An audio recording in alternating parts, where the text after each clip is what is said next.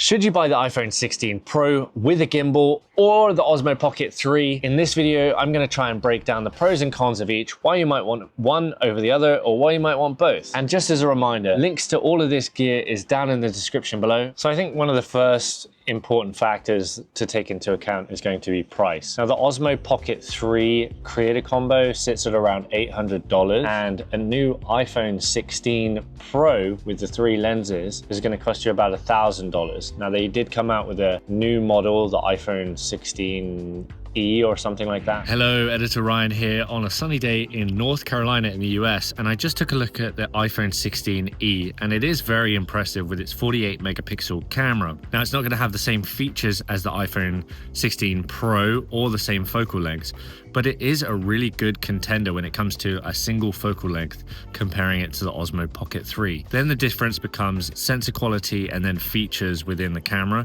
and we're going to talk a little bit about that later on in the video, but I just wanted to put that in there. If you pair that 16E, which is about $600, with a gimbal, looking at about $700, which is cheaper, of course, than the Creator Combo for the Osmo Pocket 3. That doesn't include a microphone though. So take that for what you want, but you're looking at least $1,000 for the Pro, and then you combine that with this gimbal. I think this gimbal is about $70 for the Osmo Mobile 7. You can get the 6, which is essentially the same thing, for a little bit cheaper than that. You're looking at least over $1,000 for this combination versus this combination here. The Osmo Pocket Creator Combo does come with a microphone. If you get the Osmo Mobile P, you can get a version that comes with the microphone Mini, but inevitably you're going to be paying more for this setup than this setup. But of course, bear in mind you're getting a phone and all that comes with that, so technically this is probably more useful to you than just the standalone camera of the Osmo Pocket 3. So once you factor in the price of the initial product, then you've got to kind of take into consideration storage, because everything here is going to be built in. Yes, you can add an SSD, but trying to mount the SSD onto the gimbal and everything is going to be pretty impractical. So therefore you're going to have to take into account how much storage you have on board. And not only are you filling up your storage for photos and videos, you're also filling it up for the other uses you might need it for as well. So it might end up resulting in you having to get cloud storage as well, which is going to cost you more. Whereas with the Osmo Pocket 3, you just buy a bigger SD card and you can manage it that way. Of course, you can take the files off of the iPhone, but that's a little bit more of a cumbersome process than it is with the Osmo Pocket 3. This is kind of a traditional setup, if you want it to be, where you plug it into a computer, offload the files, put them into a folder and edit them on a traditional editor. This is probably going to be more of a quick thing where you put the files on your phone and you use something like CapCut to edit them, which has its place, and we'll talk about that a little bit more as we move on through the video.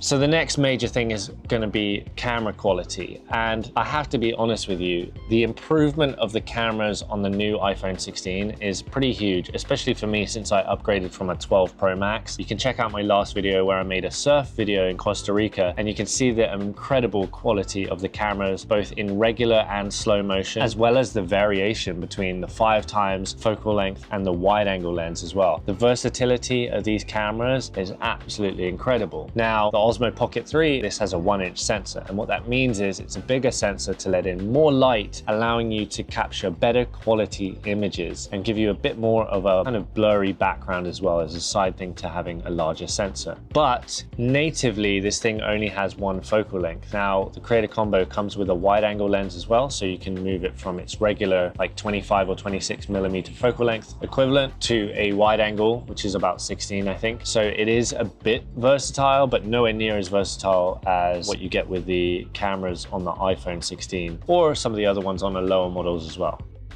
So audio is a key component with any type of video that you're going to be doing for the most part, especially if you're going to be doing talking head content like vlogging. And if that is a priority to you, then I would definitely say the Osmo Pocket 3 is your simplest option, because with the Creator Combo, it comes with a microphone. And once they're paired, anytime you turn on that microphone and you turn on this camera, they will automatically connect to each other. And it's a really seamless process to get that set up. If you're going to be using this particular setup, which is the Osmo Mobile 7 and and the iPhone, you're going to have to connect the receiver to the iPhone that you will have to get if you buy the microphone separately. So that's going to, of course, add weight to it. So it's just more hassle and more fat. However, with the Osmo Mobile 7P, it comes with a little additional add-on device that has a light, and it also has connectivity to the Mic Mini, which means that you can almost have it natively built into the gimbal, which means there's more involved in connecting a microphone to the phone with the Osmo Mobile than it is with the Osmo Pocket 3. Hey, it's me from the future here again. I just want to point out, in a lot of DJI's marketing material for the Osmo 7P, they're not showing the cable that's required to go from the iPhone to the little media module that attaches to the 7P that enables you to get audio into your phone. And I think this is a little bit misleading because you actually have to connect the phone to the module with a cable. So that's just something worth bearing in mind as well.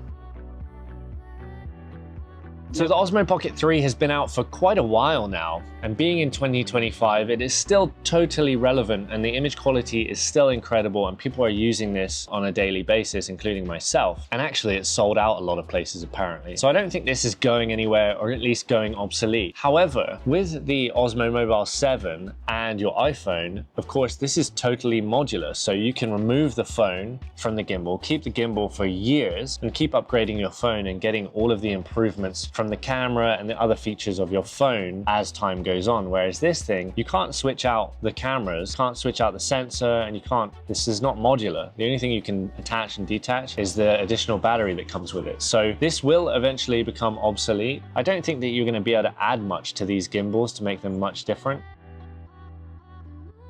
So the next thing is going to be ease of use and workflow, and how easy this is to set up and deploy. Both are incredibly simple and intuitive, but I would say one requires a little bit more work. Currently, in the setup that I have it here, the iPhone 16 requires a phone clamp to be attached to it, and then it needs to be magnetically connected to the gimbal, and the gimbal needs to be unfolded before it activates. And of course, you need to open the camera app and then make sure your settings are right and then start recording. Whereas with the Osmo Pocket 3, all you have to do is flick the screen and it deploys the camera and it's ready to start recording, which is more efficient and much quicker and much easier as well. So of course, you're probably going to have your iPhone with you anyway. So then it's just a matter of remembering to bring the gimbal and a microphone. The Osmo Pocket 3 is pretty much self-contained, and all you need to do is make sure it's been charged and it has a memory card in it. And of course, if you want the microphone, to have that with you as well. But that comes in its own little carrying case if you get the Creative Combo. So it's just one thing to throw in your bag. The one area that I think the phone is going to be more practical over the Osmo Pocket 3 is if you're a real estate agent and you're looking to create some quick social content. You can then slap this onto the gimbal, walk through, get the shots that you want to get. You'll get all the different angles with the different focal lengths. You can edit it together quickly on the phone and post it. But there's a bit more of a workflow with the Osmo Pocket 3. Yes, you can offload the footage using the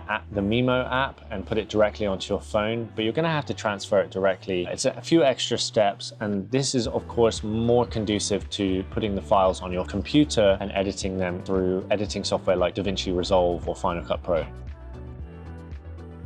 So what is my personal opinion? Well, honestly, I'm using the Osmo Pocket 3 way more than I'm using the iPhone with the Osmo Mobile 7. That's partially because I have both and I can choose both. The other thing is just setup. I'd rather just get my phone out of my pocket and hand hold it to get the other shots that I might need, any B-roll shots or anything like that. I often don't feel like I need the gimbal. The gimbal is very good, especially if you're using the telephoto lens and you want to get some more smooth shots. I paired it with my one wheel and got some incredible shots with this combination. I'm a huge advocate of the cameras on the iPhone 16 Pro. I really think that this is an incredible device for filming, and I'm using it more and more since I've had this upgrade. However, I'm not sure that the gimbal is necessary since I already have the Osmo Pocket 3. In my opinion, I get the buttery, smooth, nice shots with this, and I fill in the blanks with the different focal lengths with my phone as well. I hope this video has been of some help for you. If you have any additional questions, please leave them down in the comments below. If you like this video, it's a huge help if you can subscribe. Also, if you're looking to pick up any of this gear, check out my affiliate links in the description down below, and I'll see you guys in the next one.